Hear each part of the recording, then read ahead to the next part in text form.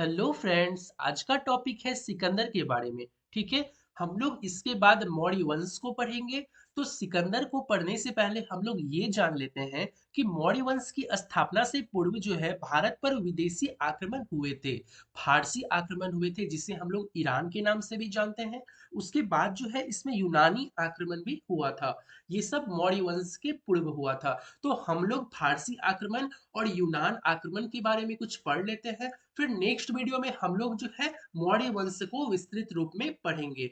तो आइए जानते हैं फारस की आक्रमण और ईरान की आक्रमण के बारे में। देखिए, मौर्य वंश के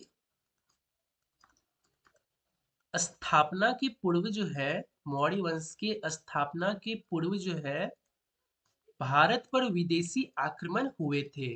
भारत पर विदेशी आक्रमण हुए थे। ठीक है। तो सबसे पहला आक्रमण हुआ था फारसी आक्रमण। सबसे पहला कौन सा आक्रमण था? फारसी आक्रमण, जिसे हम लोग ईरान भी कहते हैं। ठीक है। ये पहला आक्रमण था जो कि मौर्य वंश की स्थापना से पूर्व भारत पर हुए थे। तो इसके बारे में हम लोग पहले जानते हैं। हम लोगों को पता है कि भारत के पूर्वी क्षेत्र में तभी मगध एक शक्तिशाली राज्य था। भारत के पूर्वी क्षेत्र में मगध एक शक्तिशाली राज्य था उस टाइम में। और भारत पर प्रथम विदेशी आक्रमण जो है ईरान के हखमनी वंश के राजा ने किया था। किसने किया था? ईरान बोलिए या फिर फारसी आक्रमण बोलिए, बात एक ही है। ठीक है। तो इसके ईरान के हखमनी वंश ने किया था। हखमनी वंश ने पहला आक्रमण किया था। अगर हम लोग बात करें हखमनी वंश के संस्थापक कौन है, तो साइरस द्वितीय इसके संस्थापक है। साइरस द्वितीय इसके क्या है? संस्थापक है। ठीक है। तो अभी हम लोगों ने क्या जाना कि मौर्य वंश की स्थापना से पूर्व जो है भारत पर विदेशी आक्रमण हुए थे, जिसमें कि पहला आक्रमण फारसी आक्रमण था। उस समय में भारत के पूर्वी क्षेत्र में मगध एक शक्तिशाली राज्य था। और उसमें जो है भारत पर प्रथम विदेशी आक्रमण ईरान अर्थात फारस के हकमनी वंश के राजा ने किया था। और अगर क्वेश्चन पूछा जाए हकमनी वंश के संस्थापक कौन है, तो आपका राइट आंसर हो जाएगा साइरस द्वितीय। ठीक है। और यहाँ से क्वेश्चन बनता है कि इस वंश का वह कौन सा शासक था जिन्होंने भारत पर आक्रमण करने वाला पहला विदेशी राजा था? तो वो कौन था? डेरियस प्रथम। कौन था? डेरियस प्रथम वो शासक था। अर्थात हम लोग ये कह सकते हैं कि इस वंश का शासक डेरियस प्रथम जो है भारत पर आक्रमण करने वाला पहला विदेशी राजा था। ठीक है। और इसने गंधार तथा कंबोज को हरा दिया था। डेरियस प्रथम ने गंधार और कंबोज को हरा दिया था। ठीक है। डेरियस प्रथम वो पहला शासक था जिन्होंने भारत पर आक्रमण करने वाला पहला विदेशी राजा माने जाते हैं। अगर हखमनी वंश के अंतिम शासक की बात की जाए, तो हखमनी वंश के अंतिम शासक थे डेरियस तृतीय। डेरियस थर्ड हखमनी वंश के अंतिम शासक थे। ठीक है। और इसे किसने पराजित किया था? तो इसे सिकंदर ने पराजित किया था। अर्थात हम लोग ये कह सकते हैं कि इस वंश के अंतिम शासक डेरियस तृतीय को सिकंदर ने पराजित करके हखमनी वंश का यहीं पे अंत कर दिया था और फारस पर अपना राज्य स्थापित कर दिया। उसके बाद यहाँ पे स्टार्ट होता है यूनानी आक्रमण, जिसमें कि प्रमुख कौन है? सिकंदर। इन्होंने ही हकमनी वंश का अंत करके अपना राज्य यहाँ पे स्थापित किया था। तो यूनानी शासक वो कौन है? सिकंदर। अर्थात हम लोग ये कह सकते हैं कि ईरान आक्रमण के बाद भारत पर दूसरा महत्वपूर्ण आक्रमण कौन सा हुआ था? तो यूनानियों के द्वारा हुआ था। और सिकंदर कौन था? सिकंदर कौन था? तो ये फिलिप द्वितीय का पुत्र था। फिलिप द्वितीय का यह पुत्र था।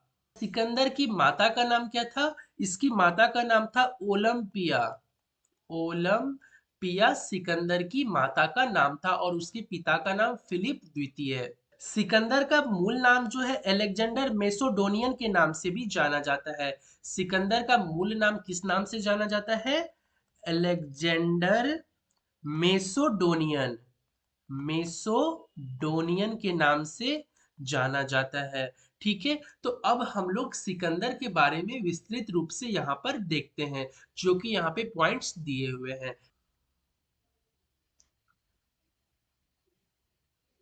देखिए, सिकंदर का जन्म 356 ईसा पूर्व में हुआ था और इसके पिता का नाम फिलिप था और इसकी माता का नाम ओलंपिया था। सिकंदर का जन्म 356 ईसा पूर्व में होता है। इसके पिता फिलिप थे और इनकी माता का नाम ओलंपिया था। ठीक है, फिलिप 359 ईसा पूर्व में मकदूनिया का शासक बना था। फिलिप 359 ईसा पूर्व में मकदूनिया का शासक बना और इसकी हत्या 329 ईसा पूर्व में कर दी गई। तो यहीं पे फिलिप का काम तमाम हो जाता है। हम लोगों ने क्या जाना? सिकंदर का जन्म 356 ईसा पूर्व में होता है। उसके पिता फिलिप थे और उसकी माता का नाम ओलंपिया। फिलिप 359 ईसा पूर्व में मकदूनिया का शासक बना और इसकी हत्या 329 ईसा पूर्व में कर दी गई। सिकंदर किसका शिष्य था? तो सिकंदर अरस्तु का शिष्य था। सिकंदर किसका शिष्य माना जाता है? तो सिकंदर अरस्तु का शिष्य माना जाता है। सिकंदर ने भारत विजय का अभियान कब प्रारंभ किया था? तो सिकंदर ने भारत विजय का अभियान 326 ईसा पूर्व में आरंभ किया था। इसका जन्म होता है 356 ईसा पूर्व में और ये भारत विजय का अभियान 326 ईसा पूर्व में स्टार्ट करते हैं। सिकंदर का सेनापति कौन था? सेल्यूकस निकेटर सिकंदर का सेनापति था। और सेल्यूकस निकेटर कैसा सेनापति था? तो ये थल सेनापति था। कैसा था? थल सेनापति था। ठीक है, सिकंदर का सेनापति अर्थात थल सेनापति कौन था? सेल्यूकस निकेटर था। अगर इसकी जल सेनापति का बात किया जाए तो जल सेनापति निर्याकस था। सिकंदर को पंजाब के शासक पोरस के साथ युद्ध करना पड़ा, जिसे हम लोग हाइडेस्पीच अर्थात झेलम के युद्ध के नाम से भी जानते हैं। तो इस युद्ध का परिणाम क्या हुआ था? तो इस युद्ध में पोरस हार गए थे, लेकिन पोरस की वीरता को देखकर सिकंदर ने उन्हें अपना मित्र बना लिया था। और सिकंदर की पत्नी कौन थी? रेक्सोना। उस समय में सिकंदर की पत्नी कौन थी? रेक्सोना थी। और रेक्सोना ने पोरस की कलाई पर राखी भी बांधी थी। 326 ईसा पूर्व में ये युद्ध होता है, जिसे हम लोग हाइडेस्पीच अर्थात झेलम, जिसे वितस्ता कहते हैं, उसके युद्ध के नाम से भी इसे जानते हैं। और सिकंदर की सेना ने व्यास नदी के पश्चिमी तट पर पहुंचकर उसे पार करने से इनकार कर दिया था। सिकंदर की सेना ने पश्चिमी तट पर पहुंचकर उसे पार करने से इनकार कर दिया था। नेक्स्ट पॉइंट देखते हैं। देखिए, सिकंदर स्थल मार्ग द्वारा 325 ईसा पूर्व में भारत से लौटा था। उसने भारत विजय अभियान कब प्रारंभ किया? 326 ईसा पूर्व में।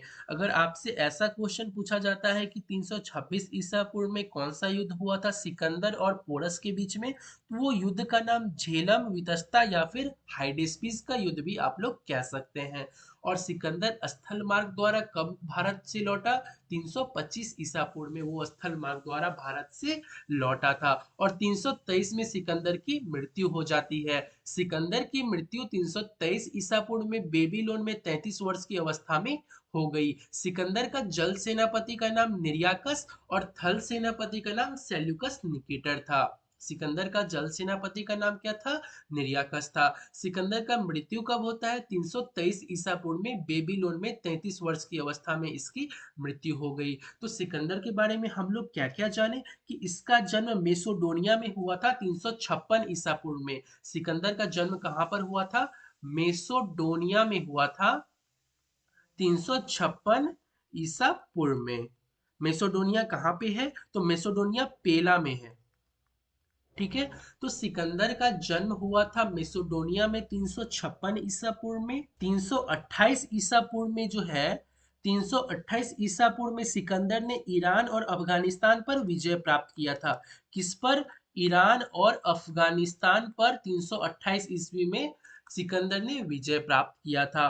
और 326 ईसा पूर्व में इन्होंने भारत विजय प्रारंभ किया। 326 ईसा पूर्व में भारत विजय अभियान प्रारंभ किया और 326 ईसा पूर्व में ही हाइडेस्पिस की युद्ध हुई थी, जिसमें कि पोरस हार गए थे। लेकिन पोरस की वीरता को देखकर सिकंदर ने उसे अपना मित्र बना लिया था और सिकंदर स्थल मार्ग द्वारा 325 ईसा पूर्व में भारत से लौटे थे। उसके जाने के 2 साल बाद अर्थात सिकंदर की मृत्यु 323 ईसा पूर्व में बेबीलोन में 33 वर्ष की अवस्था में हो गई थी।